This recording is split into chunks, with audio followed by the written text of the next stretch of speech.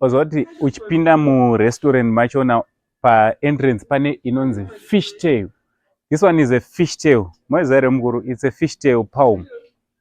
Anyway, fish tail palm. You can see it's like a fish. I still know this one. Some flowers is. I still know. Chicken and then. Yeah. So guys,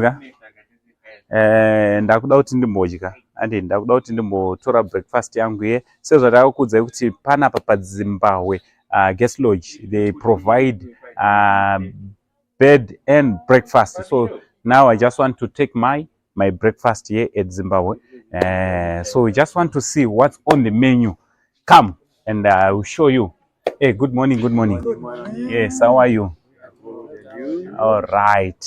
So what do we have for the breakfast? Okay, so for the breakfast, we have our cereals. Okay.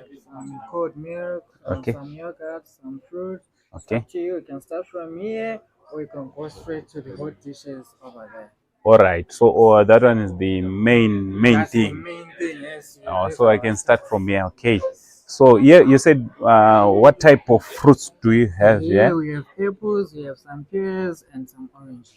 All right, because I don't eat oranges, so I won't take this one. Okay. I think I can start with the cereals. So guys, ngomboti ndimbotanga nezvizu box rakachengetwa kudzimbezo zvizu kwai ndere vana no kana daddy vanogona kutongodyawo izvi guys.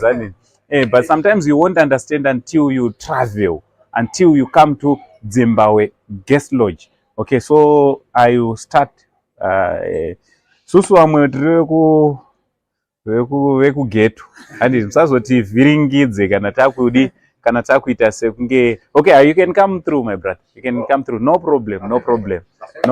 Good morning. Yeah. So you see even the type of bowls. It's not like you have to have a big bowl. No, it's just a small one. And even if you are, if you are putting, you don't have to fill the bowl in there because there's still a lot. There's still some more. So ukazotanga waguta nema cereals manje uchazoita sembe mangoita mpicha and just a little bit. Yeah. With my brother here, we're just enjoying. Oh, yeah. You see, he's a dad as well, just like me. Yeah. Just look what he's eating. Yeah. I can skin unotoona kuti murume ari kudya magrapes man. Yeah. Kalaivi. Ukatongoti isusu ndoda sadza. Mukira makuseni ndiriwe sadza chete ndiriwe. Okay, I can have a spoon as well. So panapa ndokwanisa you can put milk. Milk you can use hot milk from. Yeah, I think I'll take hot milk and a spoon. Yeah, and guys, up and out ndingo prepare. So ndiri kudya for breakfast. Then ondiudza kuti zvakamira sei. Or I'm having some assistant as well. Ndokwangu azviitiwe zvokuza apo enda pakuona. Yeah, it's enough. Thank you very much. So I can even put some sugar if I want. Put some sugar.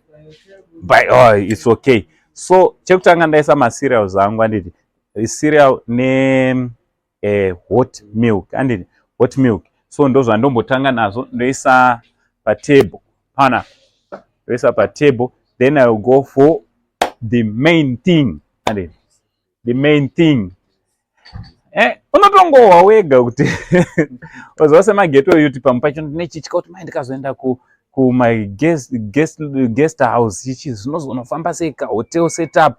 Ayo ndo zvatoda kukuradza mageto yuti. Motora plate yangu. Right. Okay. Right. Beans. Alright, beans tinodziziva isaiwo. Beans tinodziziva isai muno. Chips. Fried chips. My chips. All right. Tutajara my chips mamwe aya. Sera dona ndirangu rise. Rodo utiza original. Yeah. So this is it, guys. Okay. Here we've got chicken stir fry. Chicken stir fry. Yes. Okay. It's like these are the breast, eh? Chicken breast. Yes. All right. I see. So you can see, guys, so far we've got how many? 3 items here. And then beef sausage. Beef sausage, please. Yes. Atisanganise chicken ne sausage. Izvi tasanganisa one. Oxen liver. Oh, yes.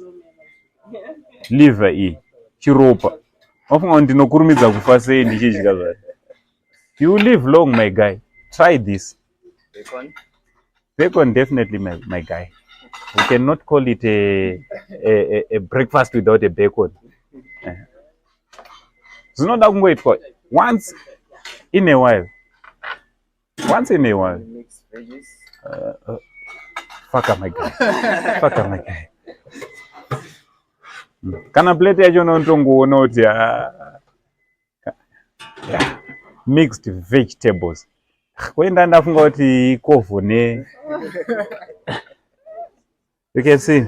So mixed vegetables, pane ma carrots, pane ma tomatoes, pane green peas, ndizo green beans. There's ituno tumachitu, broccoli. Ndizo zvochingozo ezvozvo team zvimwe munozoona mauya kuno. Right, kurota apa pazvaita ka. All right. Saka ndofunga murungozvoona. Ane apa pachingwa mukandipa aindokoka nanchida zvese. Serious? Yes. Guy, my guy. Right, chingwa ndo chandozio. Monipa 1, monipa ne 1 scone.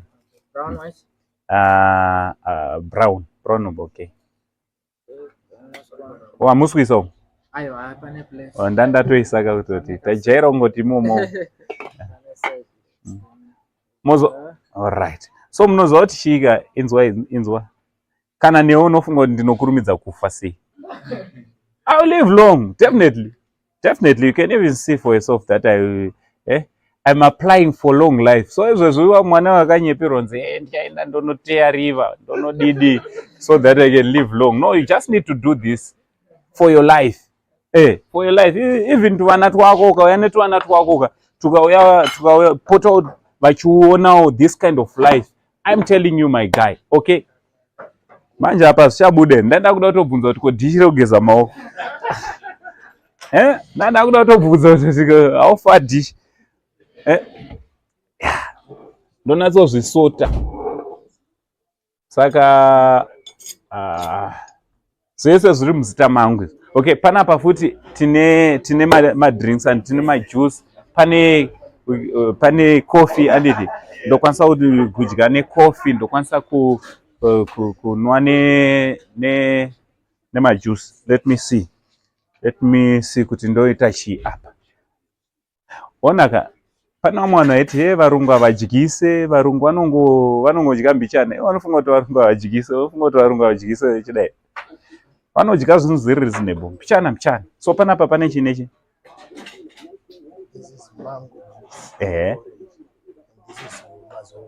Mazo. Ai mloka utaija. Kati mboenda for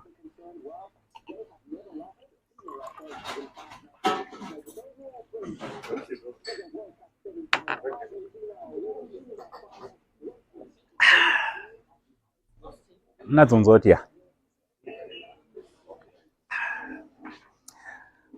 Alright, so guys, my services ese awandi ndofunga ndakuratidzai pandarara ndini. Andarara ndakuratidzai garden around here. Ndakuratidzai also some other rooms.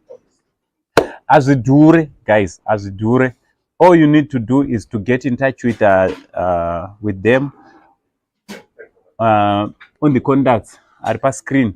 Then iwe wotobuka zvinhu zvako zvotoita. You know, we as Africans or we as Zimbabweans, we are used to hey, kana uchienda ku holiday kumusha. Imi tisade kunyeperana kumusha ku holiday azviro kuti mune muchienda unorwa badza zvatinechita zve.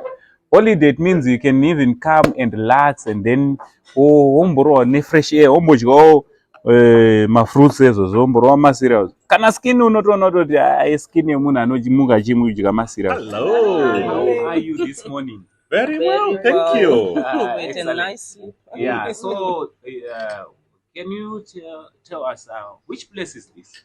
This is Zimbabwe Zimbabwe Lodge. Lodge, Yeah. yes. Zimbabwe Lodge. the Yes. place to Zimbabwe guest house. Yes, Zimbabwe guest house. Lodge, Yeah, that's yes. right. Yes. How has been the experience? Oh, it's fantastic. Brilliant. Yes. Yeah. There's lots of space, you won't believe it in the rooms. Yeah. No, that was the first thing I liked as well. The space in the rooms. Yeah. Oh, it's massive. It's massive. You know, we're looking at the booking.com reviews, and we're just wondering, when we came here, we're just amazing. Everything was just excellent reviews. yeah. as well. And we're going to give them a brilliant review as well. Yeah.